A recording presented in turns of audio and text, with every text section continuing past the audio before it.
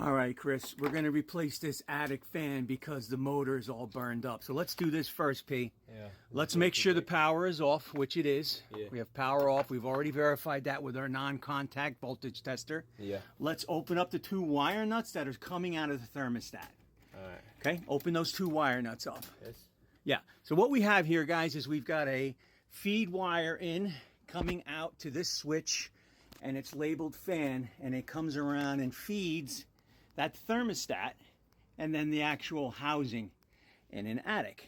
And this one's over 20 years old and needs to be replaced. So we're here going to replace this motor, and we're going to do it from inside the attic, so we don't have to go up on the roof, because this is a very steep pitched roof. Okay, so you want to take those, yep, you want to take that housing right out, that support for the housing, those.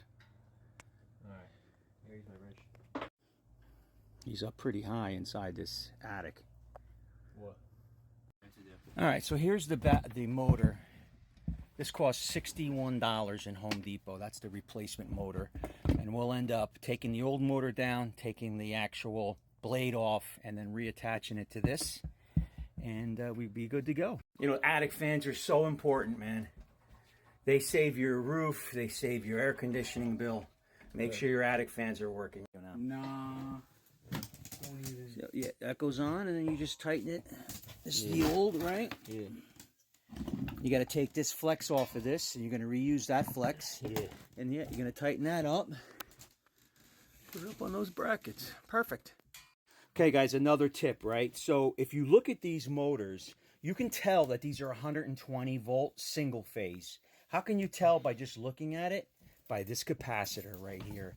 This is their start capacitor.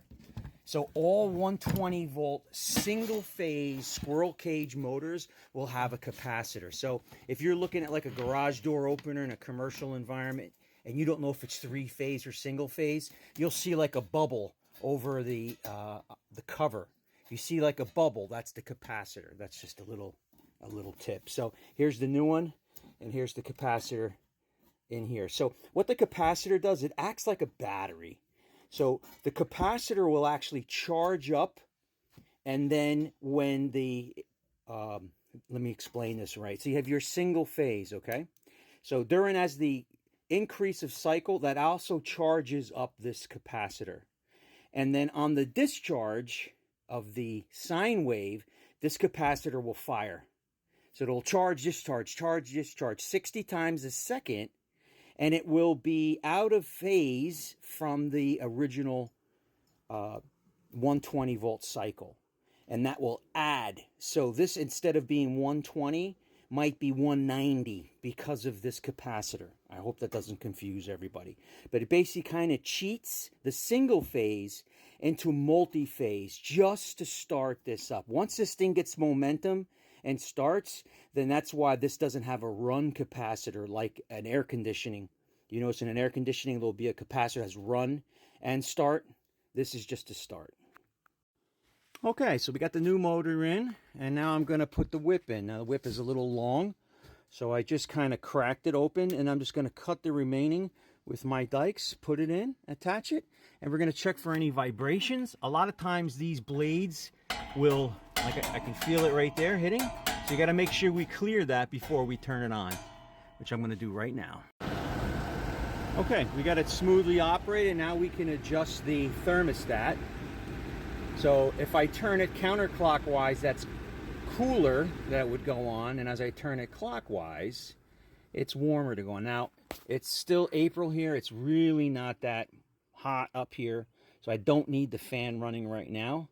So what I'll do is I'm just gonna like feather it till it turns on right there, and I'm gonna back off a little bit. Just back off a little bit. Okay, and then we're going to snap the cover on. Okay, you want to make sure your wires are neatly tucked in before you snap the cover on. So guys, I'm putting the phone down for that. All right. Oh, 2000. Yeah, we're good, man. You know, I installed this originally in 2000. I did that. I actually nailed those staples in. Look, that was before the M12 staples. And you know what? You can always tell whenever you staple Romex, guys, you want to have a little bit of play. See how I can move that? So even after all, 20 years this has been there, I can still move it a little bit. If you notice, none of my wires are pinched. Okay? You don't want to bring it home when you do it by hand. See that? See how all my wires are, everything is labeled. Attic fan. When did I do this attic fan? November 27th, 2000. I did this attic fan. And here we are, 2024. So when you do it in good install, things last.